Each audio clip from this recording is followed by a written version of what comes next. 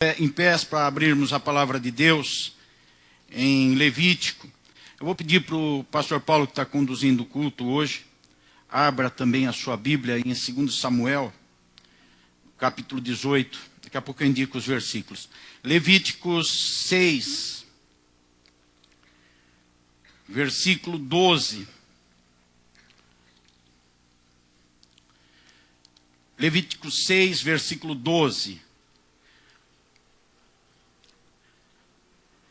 Nós estamos hoje encerrando uma série de mensagens sobre o estabelecimento de um relacionamento com Deus. E hoje nós vamos olhar mais um dos aspectos desse relacionamento com Deus e de como estabelecemos o relacionamento com Deus. Eu quero chamar a atenção de vocês sobre a última parte do versículo 12, onde diz que seria queimada a gordura das ofertas pacíficas. Portanto, a gordura do holocausto, a gordura daquele que está sendo oferecido a Deus, precisa ser queimada. Precisa ser queimada. É sobre isso que nós vamos falar hoje. Eu vou pedir para vocês também, junto com o pastor Paulo, abrirem a Bíblia em 2 Samuel 18. Mais para frente na mensagem eu vou precisar desse texto. E na leitura dele já, pausada, entendendo a história, me ajuda para depois falar com vocês de uma maneira mais dinâmica. 2 Samuel 18, versículos 19 a 33. Então disse Ahimaás, filho de Zadok, deixa-me correr, e anunciarei ao rei que já o Senhor o vingou da mão de seus inimigos. Mas Joabe lhe disse: tu não serás hoje o portador das novas, porém outro dia as levarás, mas hoje não, porque é morto o filho do rei. E disse Joabe a um cuxita: vai tu, e dize ao rei o que viste. E o cuxita se inclinou a Joabe e correu. E prosseguiu Ahimaás, filho de Zadok, e disse a Joabe: seja o que for, deixa-me também correr após o cuxita. E disse o Joabe: para que agora correrias tu, meu filho? Pois não tem mensagens convenientes. Seja o que for, disse Ahimaás, correrei. E Joabe lhe disse: corre.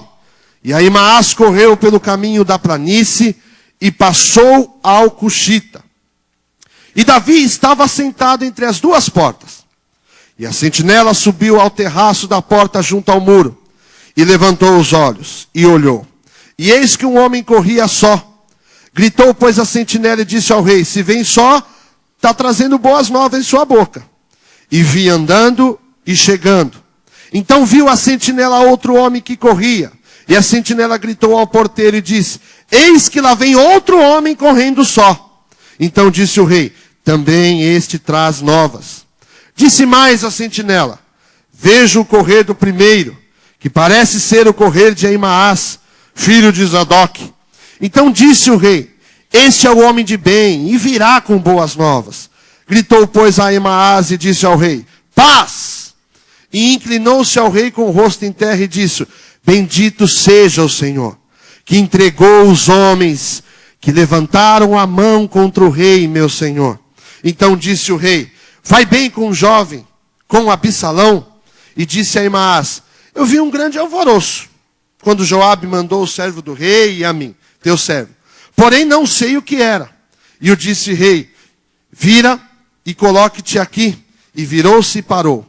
E eis que vinha o cuxita e disse: anunciar-se ao rei, meu senhor, que hoje o Senhor te vingou da mão de todos os que se levantaram contra ti. Então disse o rei ao cuxita: vai bem com o jovem, vai bem com Absalão.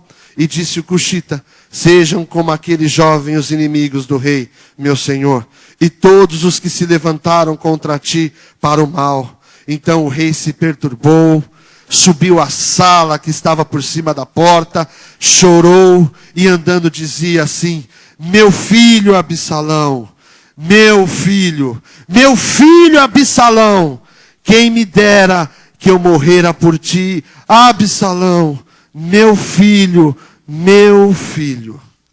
Amado Deus, que a tua palavra tenha a oportunidade de cumprir aquilo que te agrada, aquilo que é o propósito que o Senhor tem nesse momento do culto, para que a nossa vida seja marcada, movida, mexida por ela, pela palavra. Nos ajude, Senhor, no entendimento daquilo que o Senhor tem para nós. Em nome de Jesus. Amém. Se você conseguir, pode sentar, se você conseguir deixar aí Levítico 6 e 2 Samuel 18 marcados na sua Bíblia para qualquer momento olhar, conferir, vai ser muito, muito importante. Irmãos, vocês sabem que a nossa salvação é perfeita. Vocês também sabem que o idealizador, realizador da nossa salvação foi o próprio Deus que concretizou-a por meio da encarnação de Jesus Cristo, o Verbo, Filho de Deus que se fez carne e entre nós habitou. Ninguém é mais ou menos salvo. Nós somos completamente salvos ou completamente perdidos. Ninguém é uma pessoa que está num processo intermediário. Ah, como que é aquela pessoa quanto à vida eterna? Está mais ou menos salvo, mais ou menos ela vai para a vida eterna. Não existe isso. Porque o que Deus faz é completo, é perfeito. A nossa salvação é pela graça. E a graça é abundante, é uma obra de Deus. A nossa participação é simplesmente a fé. É simplesmente acreditar nessa mensagem. Crer que Deus nos ama, que enviou seu Filho, morreu por nós e pronto, somos salvos. Isso é uma obra de Deus. Depois dessa salvação, nós continuamos vivendo na terra como pessoas normais no sentido de cidadania, no sentido de relacionamento. Nós continuamos com as mesmas contas, algumas a mais, porque agora tem o dízimo para pagar também na igreja.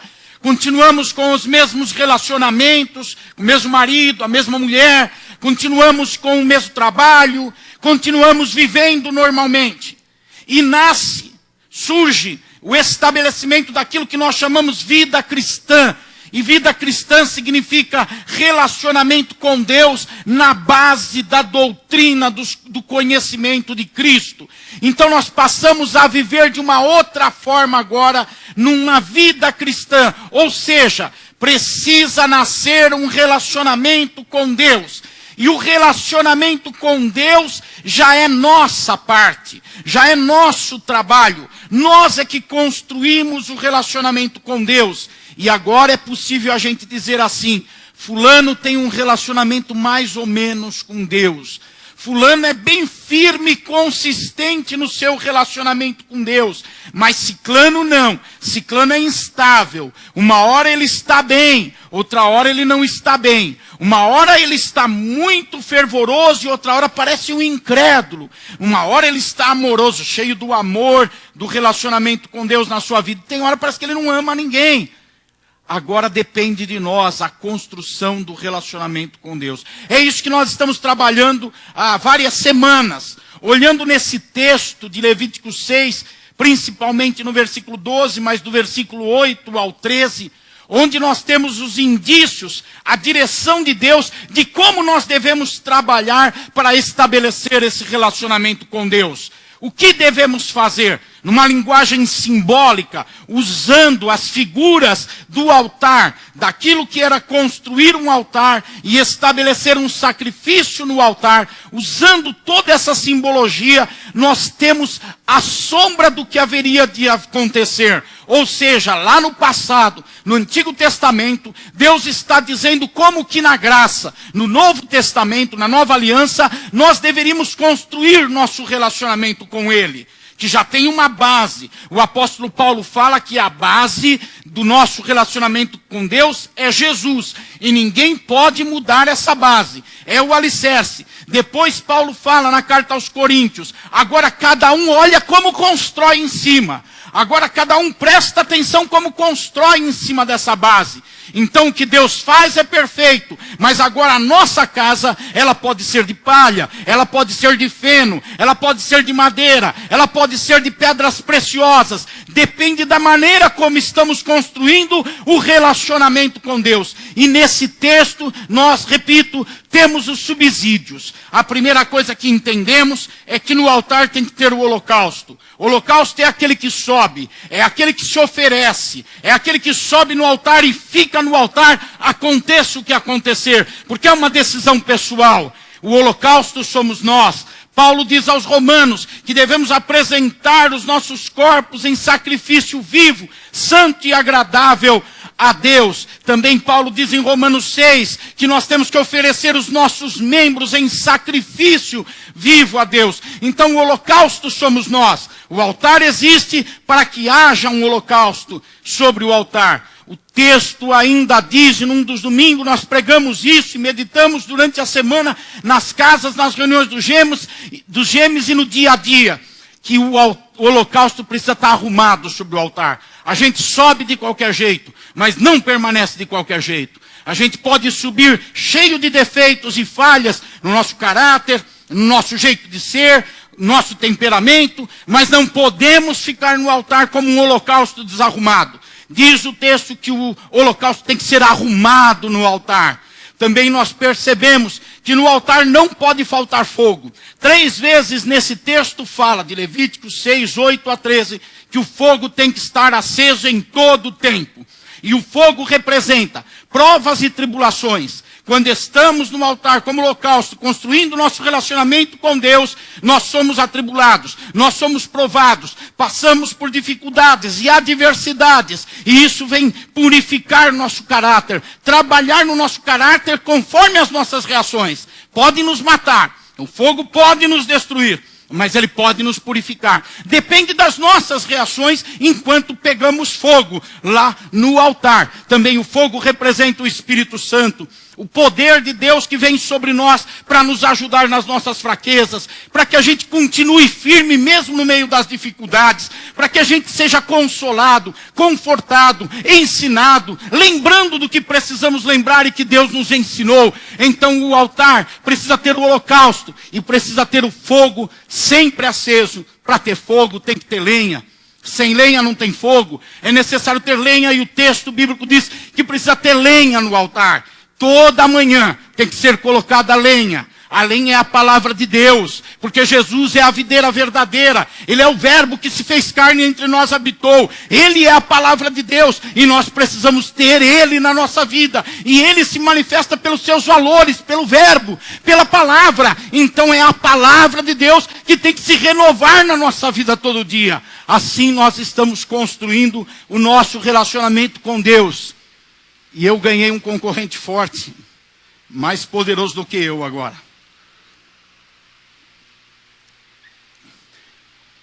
Hoje nós vamos ver a última coisa que acontece no altar. É a gordura queimando. Fala para o seu irmão, você queima a gordura no altar. A gordura queima no altar. O holocausto tem que ter gordura. E a gordura precisa queimar. No nosso relacionamento com Deus, esse relacionamento construído sobre o altar, onde nós somos o holocausto, onde o fogo pega, onde a lenha está sempre lá, presente, sendo renovada, o relacionamento com Deus vai crescendo em 2 direções. Em algo que nós chamamos de regeneração, que nos dá uma nova forma de pensar. Em outra coisa que chamamos de santificação, que nos dá uma outra maneira de agir. Então agora, quando estamos no altar, construindo o relacionamento com Deus, com todos os ingredientes funcionando, nós vamos sendo regenerados e santificados. A nossa mente começa a entender e pensar de uma forma diferente de uma pessoa natural que está fora do altar. Também, nós não temos mais as mesmas atitudes de uma pessoa que está fora do altar. Porque ali está funcionando a dinâmica do altar por causa da lenha. A palavra de Deus está fazendo, Pedro diz que é a palavra de Deus, uma semente incorruptível que está regenerando a nossa mente, dando-nos uma nova forma de pensar. Também é a palavra, Jesus diz em João 15, versículo 3, que nos limpa, que nos santifica, que nos purifica. Então a palavra, além está funcionando, gerando em nós regeneração, nova forma de pensar, santificação, nova forma de agir. É assim que se constrói o relacionamento com Deus. Mas em meio a tudo isso, a gordura está queimando. A gordura não pode parar de queimar. Esse tipo de serviço ou sacrifício que era feito no passado é chamado de oferta pacífica ou oferta de comunhão. Quando você vê no capítulo 6 e 7 de Levítico, você vai ver, conforme a tradução, essas duas expressões, oferta de comunhão ou oferta pacífica. Todo esse processo está estabelecendo um relacionamento pacífico com Deus, um relacionamento de comunhão com Deus, que depois vai derivar em relacionamentos pacíficos e de comunhão com as pessoas. Em casa, na igreja, no trabalho, na família, em todos os lugares, começa a nascer da parte desse holocausto um relacionamento pacífico. Paulo diz assim: o quanto estiver em vós, tende paz com todos os homens. Ele diz o quanto estiver em vós, porque a paz depende de dois. Se você ficar quietinho num canto e o outro joga bomba em você, não depende de você. Ele é que está fazendo guerra contra você, jogando bomba em você. Mas você está quietinho. O quanto depende de vós, tende paz com todos os homens. Então essa pessoa no altar, o holocausto, passa a ser uma pessoa que tem o fruto do Espírito na sua vida. Ela começa a ser controlada, dirigida pelo Espírito. A mansidão, a bondade, a generosidade. Ela começa a ter amor, paz. Ela começa a ter longanimidade. Ela começa a viver debaixo de um controle do Espírito na vida. Ela não vive mais para si mesma. As paixões não a movimenta. Os sentimentos não a movimenta. A sua mente carnal, antiga, não a movimenta, porque agora essa mente está regenerada. Ela começa a andar no Espírito, ter uma vida no Espírito. E a palavra do Senhor diz que a vida no Espírito traz paz, traz alegria, traz vitória. Ela constrói, mas a vida na carne mata, destrói. Então a pessoa começa a construir na vida. Isso é a prosperidade tanto desejada. É a prosperidade do crescimento em todas as áreas. Em tudo na vida a pessoa se desenvolve. Na sua espiritualidade, na sua família, nos seus relacionamentos, nas suas finanças, em tudo ela se desenvolve. Porque ela está vivendo a dinâmica do altar. A coisa mais linda que existe é a dinâmica do altar. É o altar funcionando. A vida cristã sem essa dinâmica não tem valor, não tem sentido. Ela se torna enfadonha, cansativa. É por isso que tem crentes mudando de igreja todos os dias. Todos os dias tem gente saindo de uma igreja, indo para outra, saindo da outra e vindo para essa uma. Todos os dias está acontecendo isso, porque as pessoas não colocam a vida no altar, e a dinâmica do altar não funciona neles. Então começam a cansar, começam a se enfadar, começam a se desgastar. Deus não nos chamou para isso. Deus nos chamou para uma dinâmica de vida no altar, que tem que queimar gordura. Deixa eu falar um pouquinho sobre gordura antes de trazer o sentido disso. Eu comi alguma coisa de manhã, eu acho que foi um salaminho. Secou tudo. Ô, salaminho, devia ter deixado o salaminho lá. Além de me dar mais gordura, ainda secou tudo. Vocês sabem que quase tudo que nós comemos produz gordura para o nosso corpo. Digam amém. Pela fé, diga graças a Deus. Isso é bom. Porque a gordura, ela trabalha transferindo vitaminas para todo o sistema de funcionamento do nosso organismo. A gordura leva as vitaminas para fortalecer o nosso organismo. Nós precisamos de gordura. Fala para o seu irmão, você precisa de gordura, irmão. A mensagem hoje é dura, hein, gente? É dura.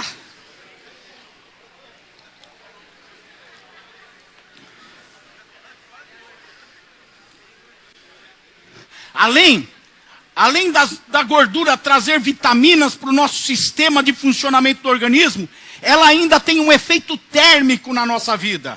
Ela protege o nosso corpo contra as intempéries, contra o frio.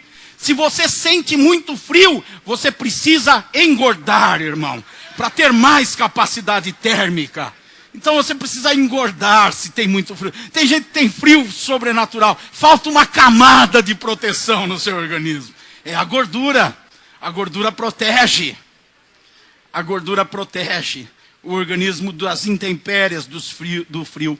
Vamos olhar um sistema de funcionamento do nosso organismo, que é o esqueleto.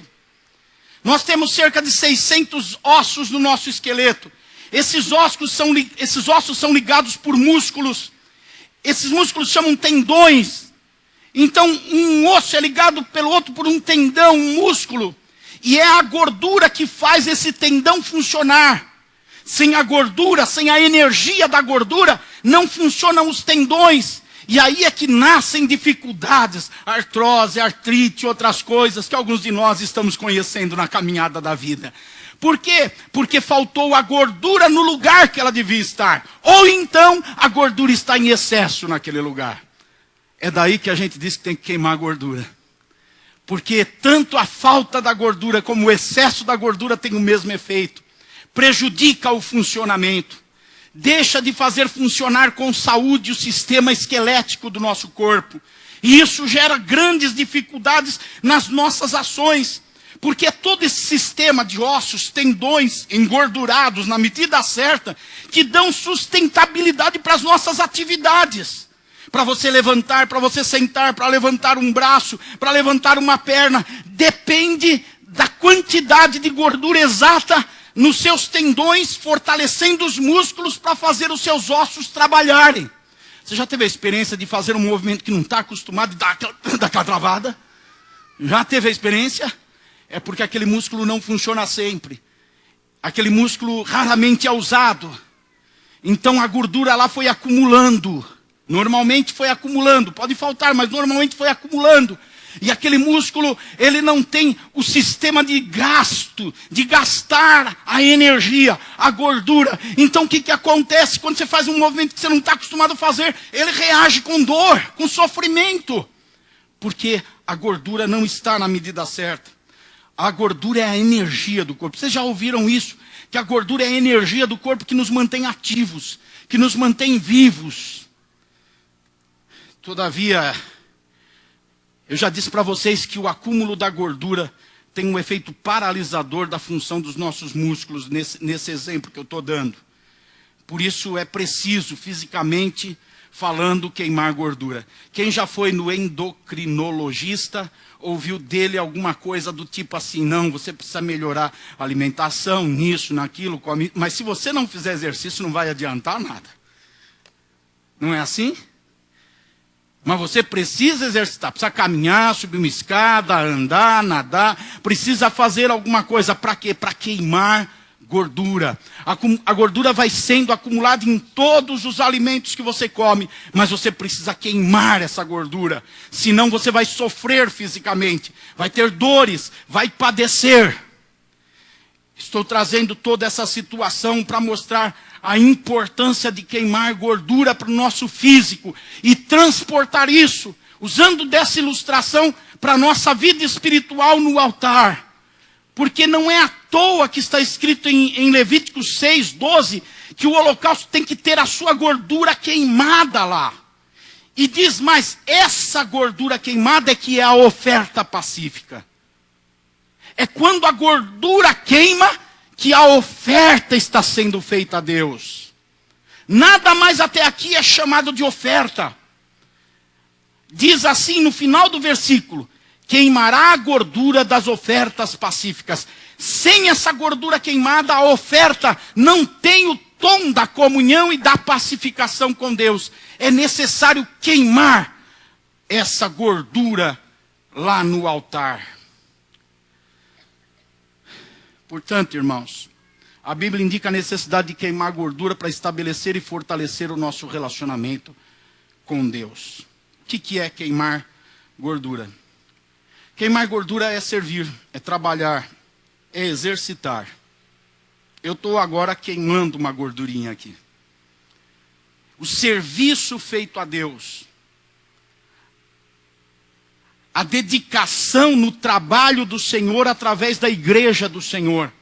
Ontem eu soube que houveram iniciativas várias para o Dia Global de Evangelização. Eu soube que os jovens saíram, estiveram em algum lugar fazendo um trabalho todo de evangelização.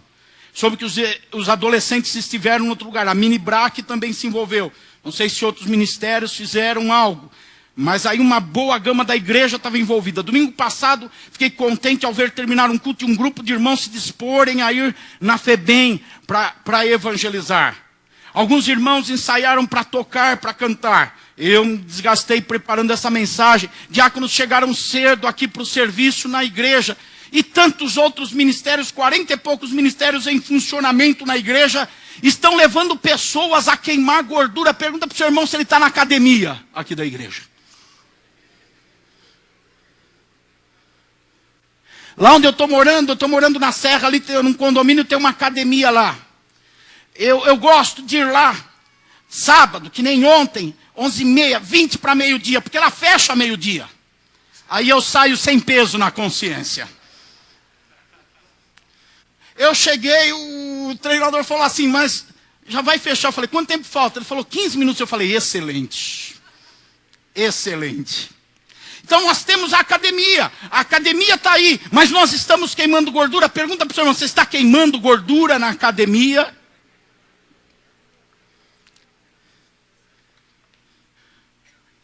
Esse relacionamento com Deus necessariamente envolve queimar a gordura na academia de Deus, que é a igreja. Quem serve é mais beneficiado do que quem é servido. Por isso que servir é um privilégio, tem que ser encarado como um privilégio. Você não pode ir para uma academia pensando assim, vou fazer uns exercícios e o professor vai ficar feliz, vai ficar realizado, vai ser bom para ele. O que está dando a aula, o treinador, ele vai ficar muito contente porque eu estou lá fazendo uns exercícios. Não!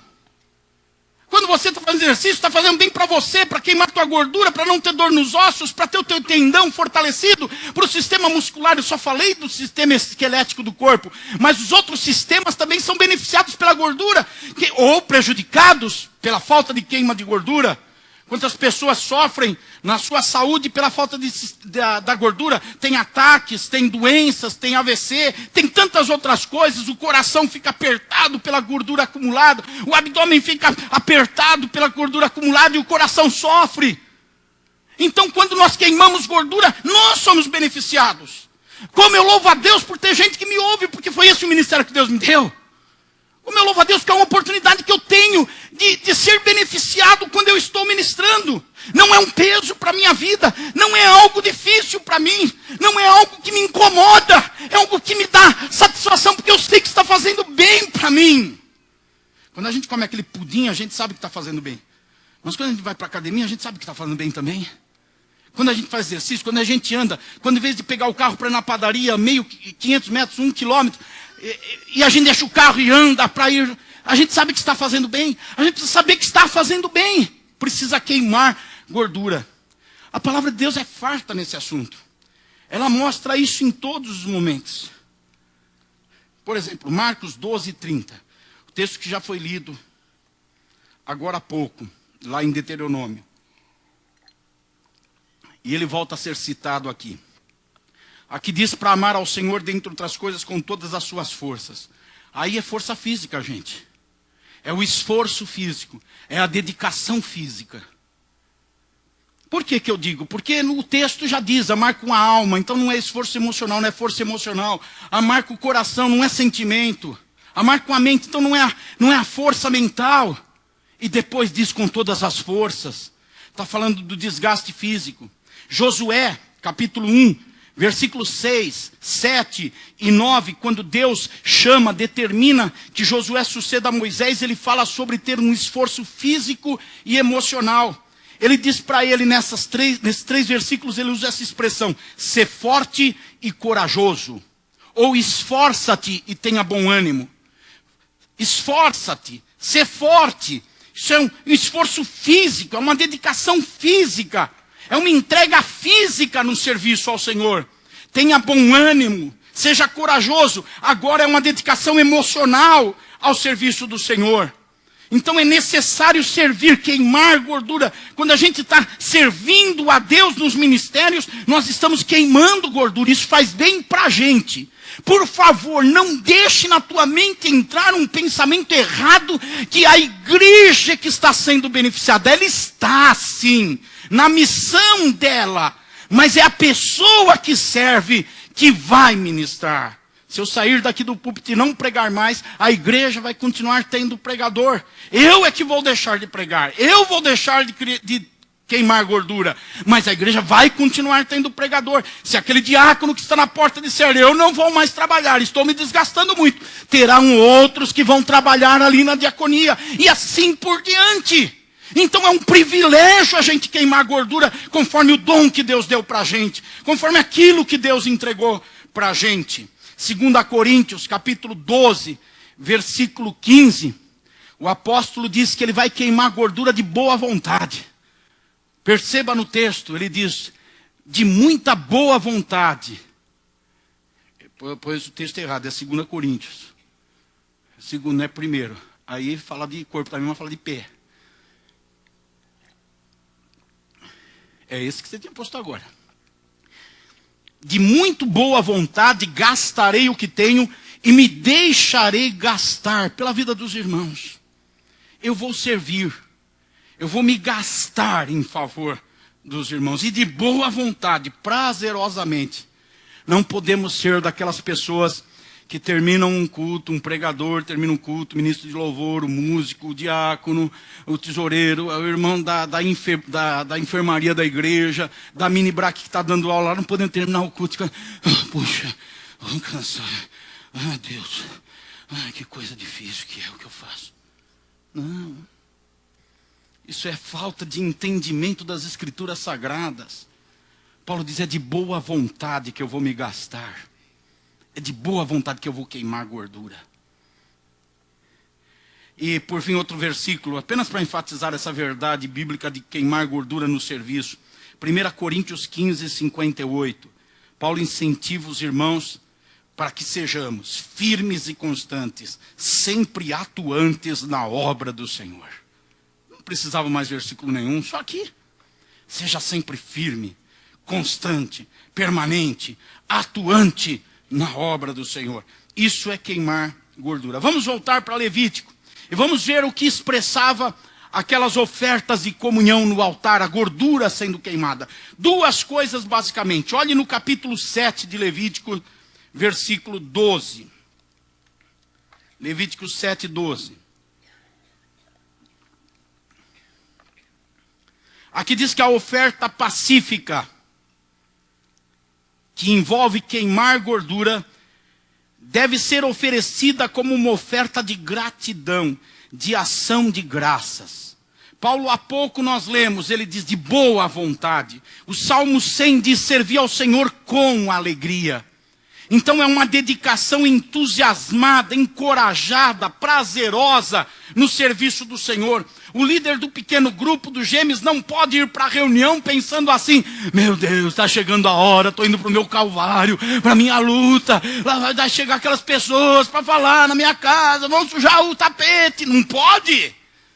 O líder do pequeno grupo tem que passar o dia pensando, não vejo a hora que chega, vou arrumar a casa, vou deixar tudo preparado, vou receber com um sorriso as pessoas, com alegria as pessoas, vou orar por elas. É servir com alegria, de boa vontade, prazerosamente, se deixando gastar, se entregando. A oferta pacífica deve ser assim, como uma oferta de gratidão. É um reconhecimento. Eu sirvo a Deus. Eu queimo minha gordura porque eu reconheço o que Ele fez por mim. Eu reconheço. Eu reconheço tudo que Ele fez. Irmã que está aqui, você que se dedica, cuida do seu marido direitinho. Você que ama seu marido, trata dele, preserva as coisas. Se é você que cozinha em casa, porque às vezes é o homem que cozinha, mas se é você que cozinha em casa, você procura fazer a comida gostosa. Não vai ser bacana se agora no dia dos namorados ele chegar com um presentão para você? E falar, olha, essa é uma oferta pacífica de gratidão. Por reconhecer, os irmãos se sentiram agora traídos por alguém da espécie, né? Mas é isso mesmo. Traz aquele presentão que ela quer, dizendo assim, é uma oferta de gratidão, porque eu reconheço tudo que você faz. Mas o outro lado também é verdade, viu? Pode as irmãs também trabalhar. Cadê a Leonor? Não está aí? Ainda bem, nessa parte da mensagem. Tá lá em cima? Está com a bebê. Essa parte você não precisava ouvir. A segunda você ouve. As mulheres também. podem agora no dia dos namorados reconhecerem em gratidão o que os maridos fazem e dar um presente para ele. Essa oferta pacífica é isso. É uma oferta que expressa a gratidão. Agora veja em Levítico capítulo 3, versículo 1.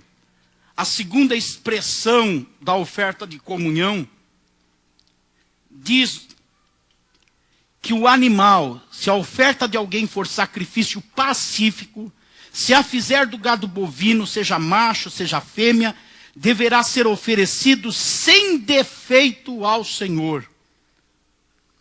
Nós pensamos erradamente que o serviço deve ser sem defeito. Mas aqui o texto e toda a Bíblia mostra claramente que é o animal que deve ser sem efeito.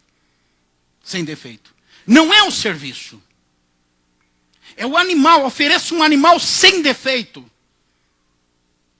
É necessário então que a gente entenda que não é a qualidade do que nós estamos fazendo no serviço do Senhor que importa ao Senhor. O que importa ao Senhor é a qualidade do animal que está fazendo o serviço. Do holocausto que está fazendo o serviço. A qualidade moral, a qualidade de caráter. Eu estava assistindo um filme essa semana sobre um documentário sobre Jim Jones, lá nas Guianas, que levou à morte 940 pessoas por suicídio. As pessoas estavam olhando apenas o que ele fazia e não quem ele era. Estavam olhando apenas a qualidade do serviço. E a ida daquelas pessoas para lá foi de uma igreja nos Estados Unidos com milhares de pessoas, com muitas curas, sinais, muitas coisas acontecendo. E as pessoas olhavam a qualidade do serviço e não olhavam a qualidade de vida da pessoa. Se você tratar com uma pessoa que tem uma qualidade de serviço, aquela pessoa, por causa da qualidade de serviço, aos olhos da maioria das pessoas, é justificada. Eles olham a qualidade do serviço e dizem, mas é excelente o serviço. E eles não se importam com a qualidade interior de quem está fazendo o serviço. A oferta pacífica precisava olhar para a qualidade do animal. A energia gasta no serviço e devoção a Deus deve vir de uma pessoa com a vida organizada. Não é um santo, mas alguém em estado de aperfeiçoamento. Alguém que está corrigindo as coisas, matando as raposinhas da sua vida, destruindo os erros, procurando se aproximar de Deus, viver com Deus. Quando nós estamos servindo, a gente erra muito. Eu pregando, eu já errei pregando, já errei dirigindo o culto. Eu já contei para vocês que a primeira Santa Ceia que eu ministrei lá em Presidente Prudente, quando eu era pastor lá, foi com pão, vinho e carne. Já contei isso para vocês. Alguns vão lembrar, porque era muito calor e eu mandei cortar o pão antes. Ficou todo o pão cortado assim, muito quente lá. Encheu de formiga saúva no pão. Então na hora de servir a ceia, que os diáconos tiraram aquela toalhinha de cima do pão, eu vi aquele monte de pão com aquele monte de formiga em cima. E agora, o que eu faço? Mandei os irmãos fechar os olhos. Isso é saída quando a gente está em apuro. Hoje a ceia vai ser espiritual, gente. Fecha os olhos para ninguém ver nada. E aí eu falei para os diáconos servirem. Eles serviram o pão com as formigas.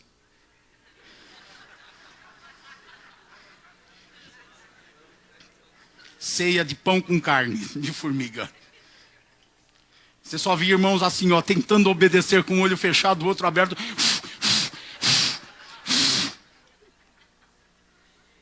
Como a gente erra no serviço? Qual músico que não errou uma nota? Qual diácono que não errou ao receber uma pessoa e estava distraído? O diácono tem que ser marcado por atenção, por gentileza, por hospitalidade, para receber as pessoas, para abraçar, para sorrir. Mas qual diácono que num dia não estava de cara feia? Tem alguns que estão sempre.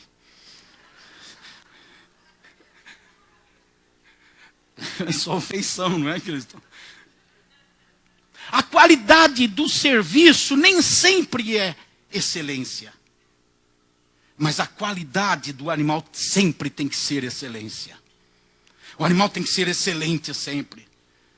A gente vê na igreja pessoas brigando com outras por causa do serviço. E não estão se importando com a qualidade do animal, do holocausto. Pessoas se desentendendo com outra por causa do serviço, lideranças que não se dão por causa do serviço, porque são tão zelosos, querem o serviço tão bem feitos. Mas o zelo que temos que ter, diz o texto, é sobre o animal, para que ele não tenha defeito. A oferta pacífica de comunhão é feita desse jeito, através de um animal sem defeito, sendo oferecido diante de Deus em sacrifício. 2 Samuel é o texto que eu chamei os irmãos para observar. E esse texto fala de Absalão, o filho de Davi. Absalão tinha morrido numa guerra. Absalão tinha se levantado contra Davi, estabelecido um reino paralelo a Davi, seu pai, que era rei em Israel. E Absalão se revoltou contra seu pai, se levantou contra seu pai. Houve uma guerra do exército de Israel contra o exército de Absalão. E Absalão foi morto. Evidentemente, Davi estava chocado e não queria que seu filho fosse morto. Alguém precisava sair lá do lugar de guerra, de combate, e vir para contar a notícia para Davi do que tinha acontecido na guerra. E aí nós temos duas pessoas entrando em cena. Cusi, um etíope, e Ahimaas, um sacerdote, filho de sacerdote. Nós vemos aqui uma diferença básica entre os dois que quiseram servir nessa missão de sair da guerra e contar a notícia para Davi. A primeira diferença era uma diferença entre os dois de posição. Ahimaas era filho de sacerdote, de família sacerdotal, e representava aqueles que estavam presos a cargos. Ahimaas quis cumprir a missão. Ele disse para Joabe, o chefe do exército, eu vou contar. E Joabe disse para ele, não é você que vai, não é você que vai fazer isso. Mas ele disse, eu vou fazer. Ele argumentou até convencer Joabe, e Joabe disse para ele, então vai, já que você quer ir, vai. E ele foi fazer.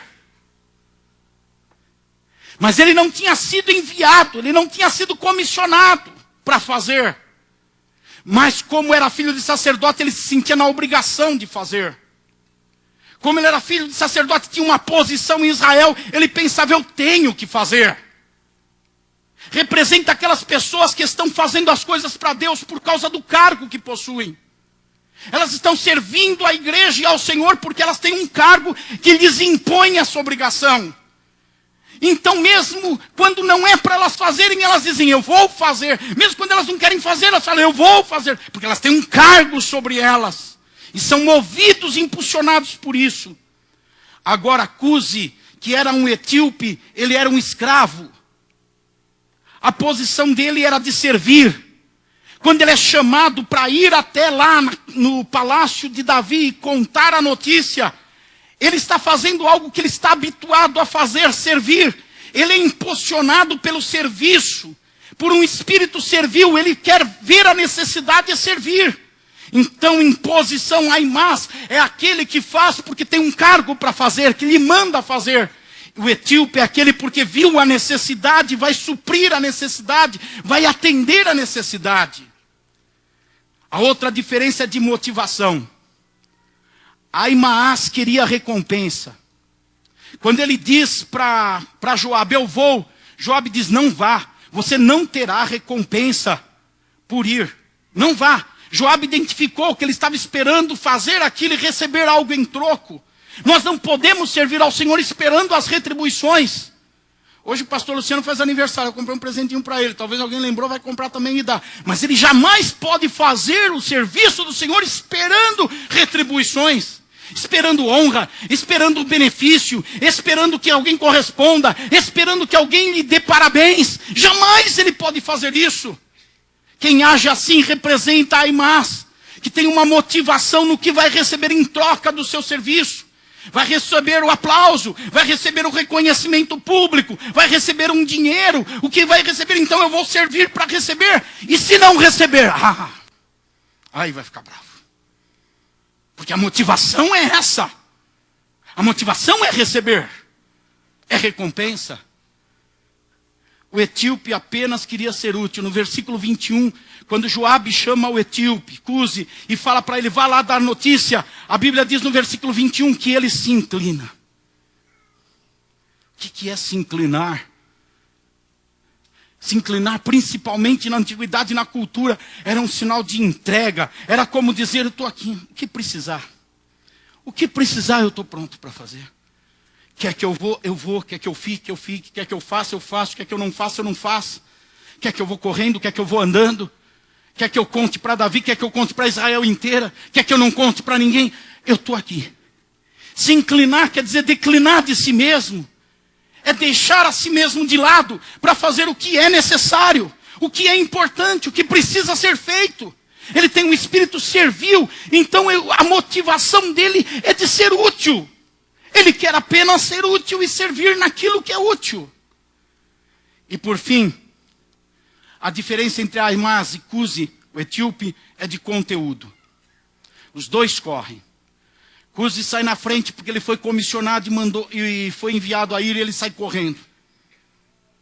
Ahimaaz fica lá discutindo, mas eu quero ir, eu quero fazer, eu tenho que ir, eu sou filho de sacerdote, talvez ele usou até argumentação. Eu vou lá. Joabe diz, bom, já que você quer, eu não posso te impedir, vai. E ele foi. E no caminho ele passou por Cusi. Ele chegou na frente. Quando ele chega lá, Davi fala, opa, esse homem é bom. Se ele está vindo, ele tem as notícias. Ele vai me dizer o que aconteceu na guerra. E quando Davi pergunta para ele, o que aconteceu lá, Ahimaaz? Ahimaaz, versículo 29, ele diz assim, olha, eu vi um grande alvoroço, mas eu não sei o que era.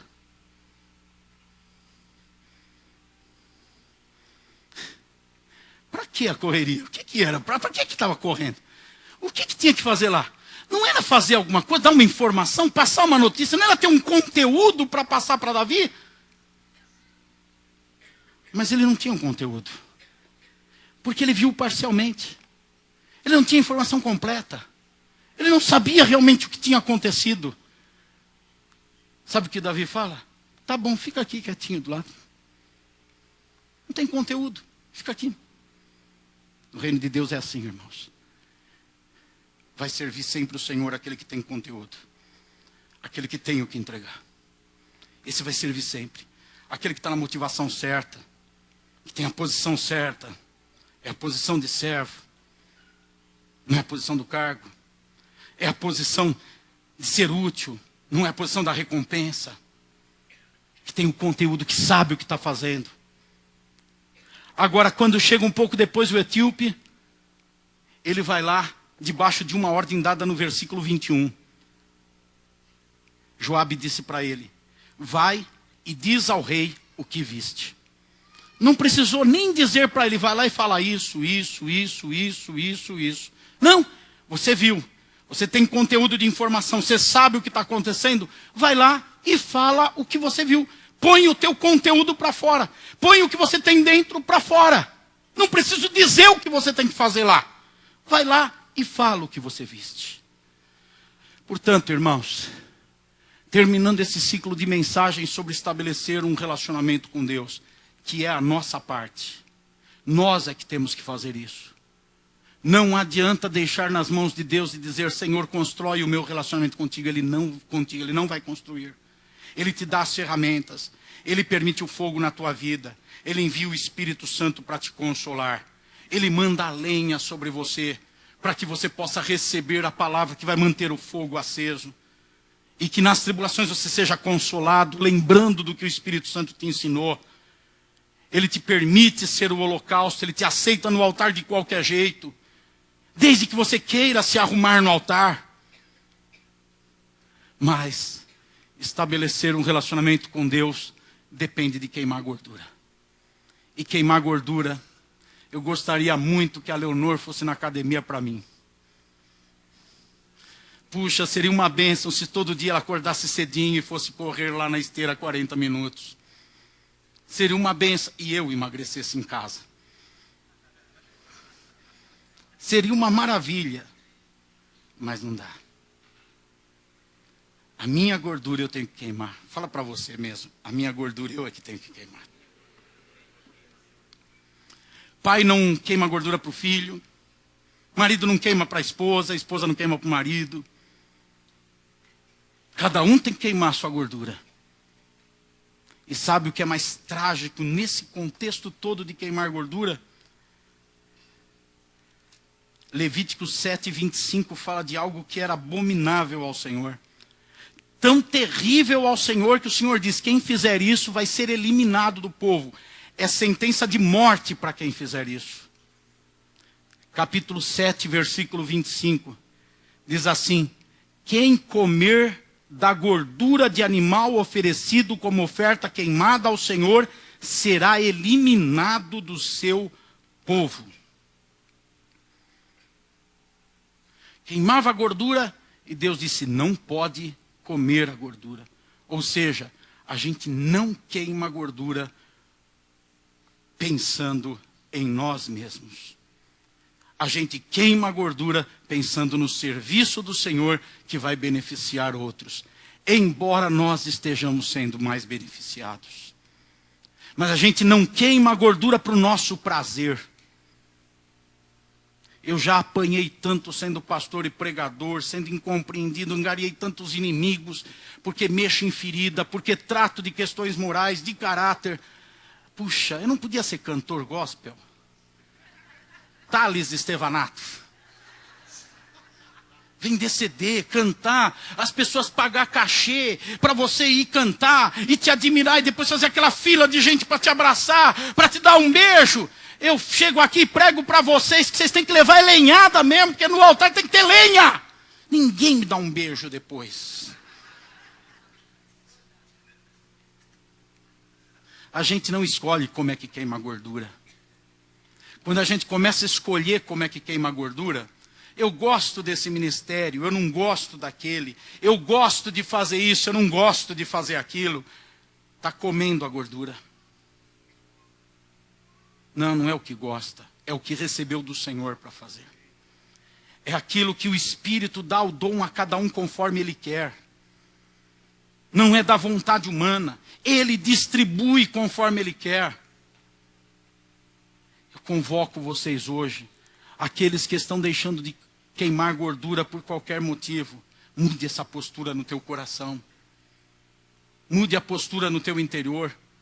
Queime a gordura que você tem. Vai fazer bem para a tua vida, mas não queime por você. Queime por causa dos outros. Concluo com Jesus dizendo, a seara é grande. São poucos os trabalhadores. Rogai ao Senhor da seara que envie trabalhadores para a seara. Como é que a gente pode pensar numa igreja com muita gente? Como é que tem poucos trabalhadores? É isso que Jesus fala. A seara é grande, são poucos trabalhadores. Talvez nós estamos escolhendo o que nós gostamos, o que nos faz bem. E sabe, o que nós gostamos nos faz bem e nós gostamos enquanto não nos faz mal. Quando surgem as contrariedades, as dificuldades, e todo ministério tem. Tem ou não tem?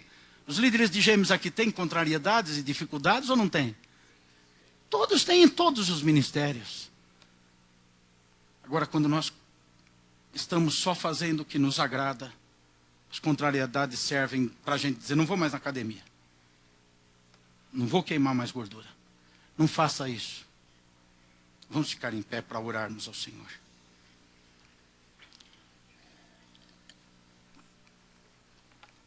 Hoje a oração aqui é engraçada. Eu vou chamar os gordinhos para a gente orar.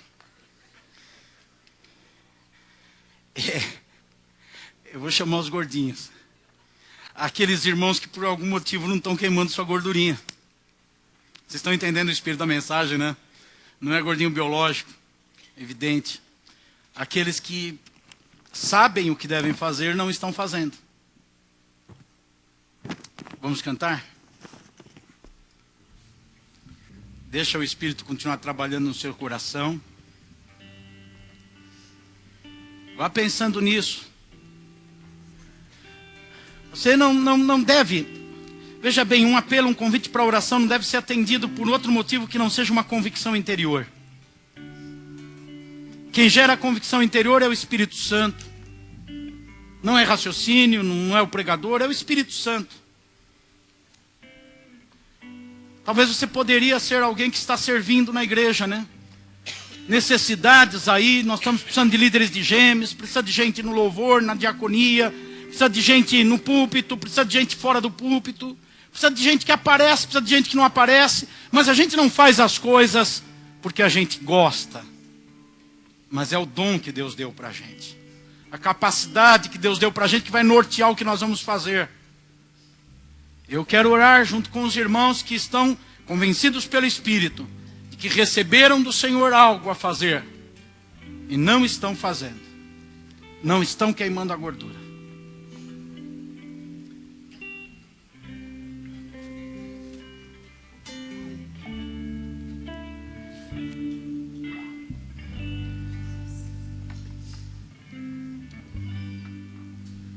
É necessário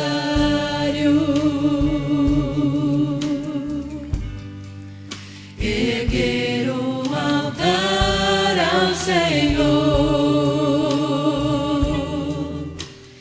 e sobre ele apresentar sacrifício vivo. Se aproxime, se é com você. É necessário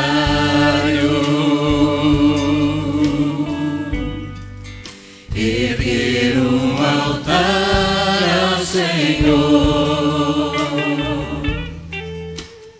e sobre ele apresentar sacrifício vivo. É um momento teu com o Espírito Santo. Teu com o Espírito de Deus. Não dê um passo nesse tempo se isso não é um momento teu com o Espírito Santo. Mas se existe esse tratamento do Espírito Santo com você, então atenda e vamos orar juntos.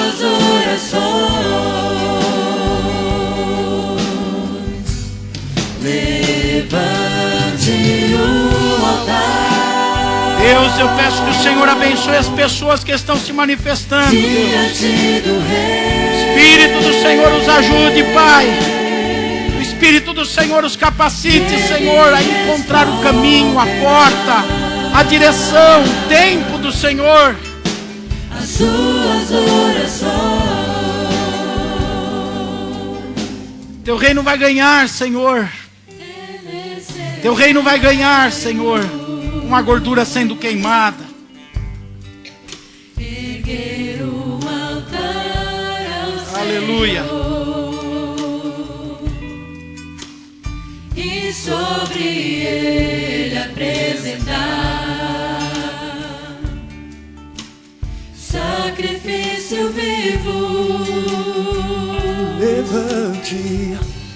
Levante um altar diante do Rei